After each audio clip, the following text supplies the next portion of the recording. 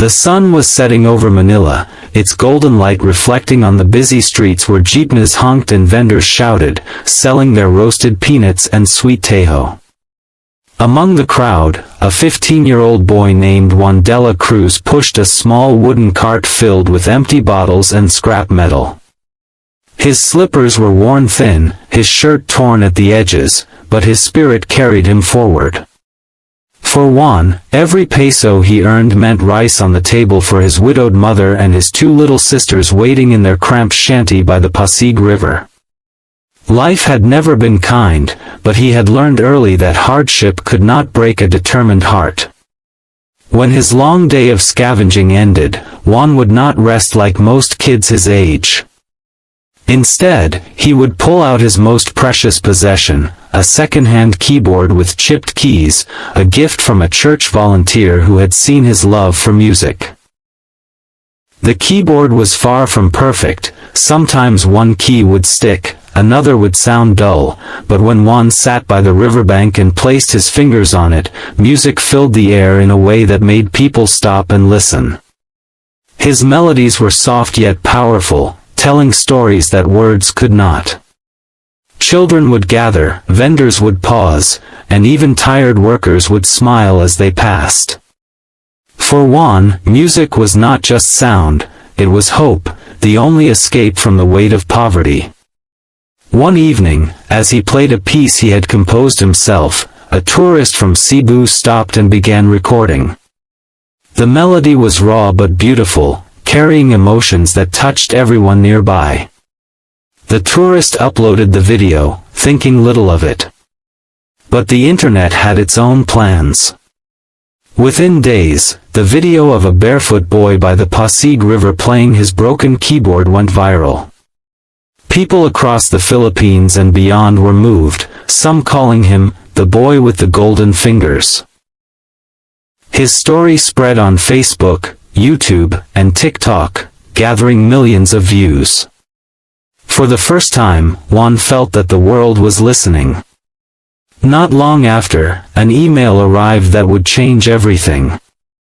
A talent scout, inspired by the viral video, reached out with an invitation for Juan to audition for America's Got Talent.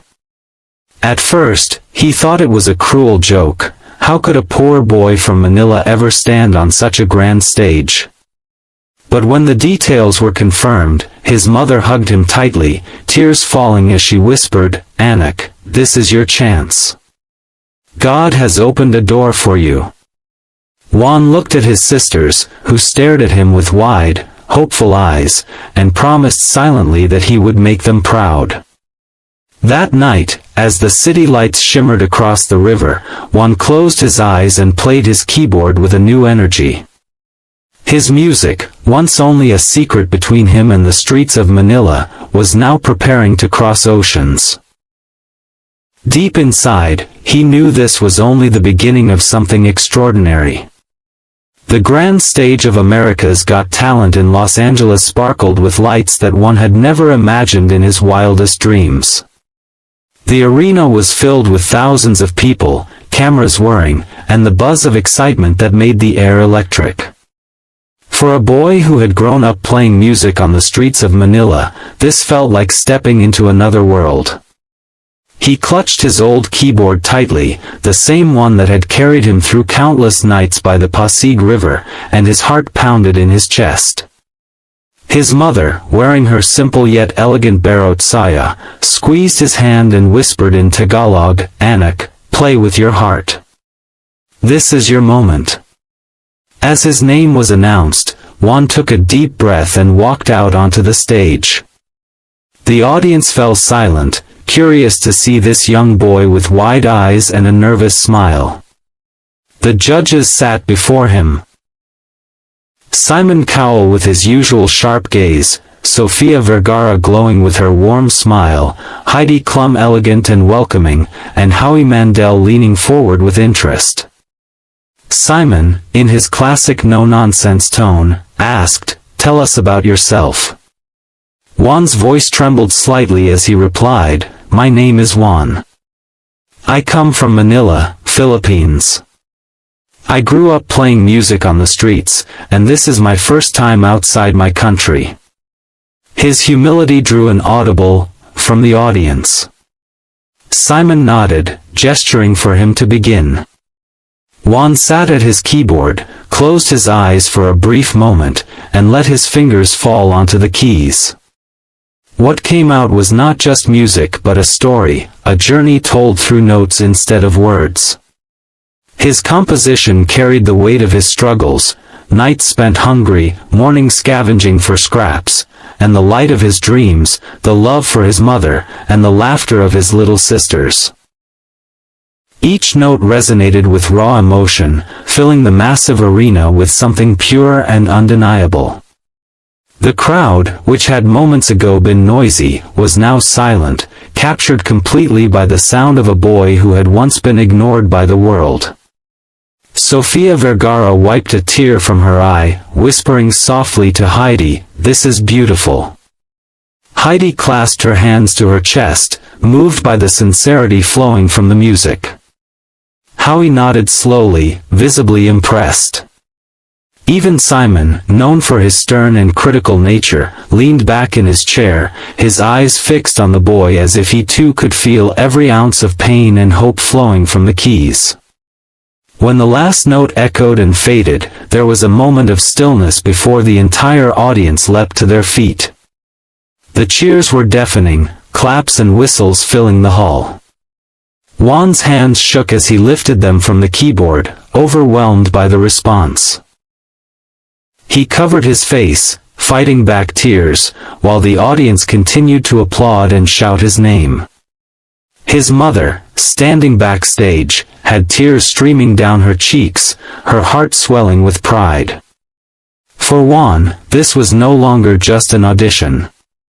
It was a declaration to the world that even a boy from the streets of Manila, with nothing but determination and a love for music, could stand on the grandest stage and shine.